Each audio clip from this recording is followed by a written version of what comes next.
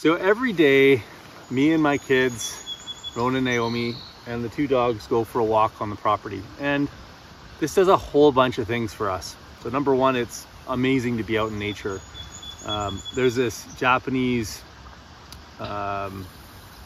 daily activity that they do called forest bathing. And so it's a little bit of that, where I get a little bit of an opportunity to get out into nature and hear the amazing bird song.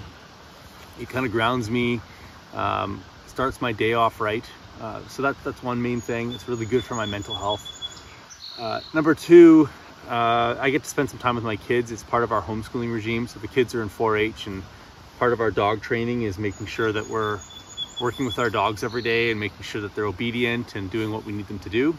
Right now, their main job is protecting us and mostly the kids from cougars and wolves and things like that, which there's a plethora of on our property. But number three is that our walk every day is always different. And sometimes we take different routes. We have over 16 kilometers of trails on our property, but it's always different because nature's always changing. It's this dynamic dance that exists when we come out here. And so today, obviously, it's raining a lot, and so the creek is up and our grass is growing really quickly right now. The beavers are very active in the creek, and this is my zone 5. And so zone 5 in permaculture is a place where you don't really touch, you come out and learn. You see how nature does its thing.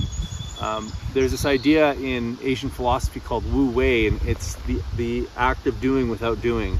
So our zone 5 is, in a way, our way of learning the Wu Wei of this property, of how the property operates. Another thing that we think about in permaculture quite often is observing for a year. And I mean, if you can, observe for more than a year, because every year, every season, every climate is a little bit different. Every time we go through a spring, summer, fall, and winter, the expression of those 4 seasons are always different, and you learn different things from them. And so if you're not actively getting outside of your house, you're not actively engaging with the environment around you, you can't pick up on these subtle things. And you have to come out here with the right mindset. You have to be quiet, you have to be observant, you have to be curious, and you have to just look for those subtle changes. And then sometimes insights will come right away.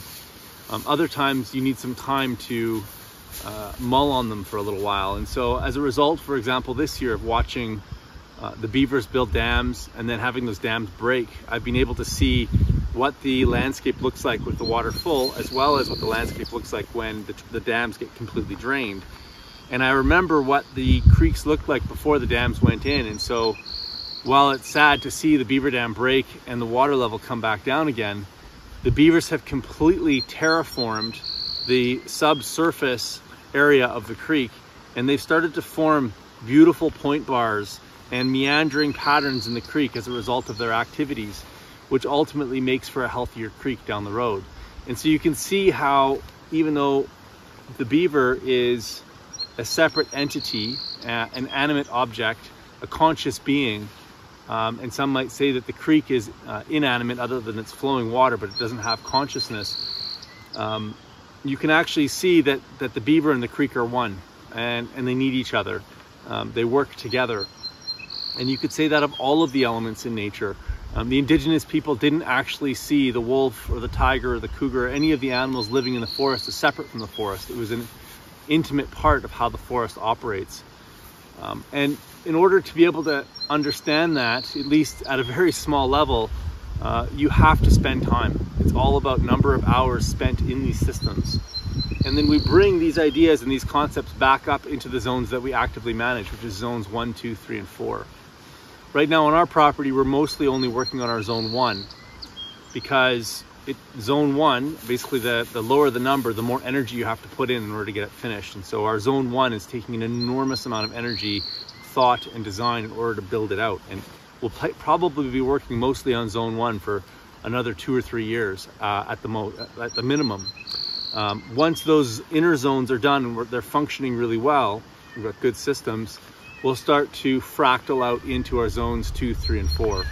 But in the meantime, it's important for us to be spending time in zone 5 so that we can learn how all these systems work. Hopefully you found that interesting. We'll see you guys in the next video.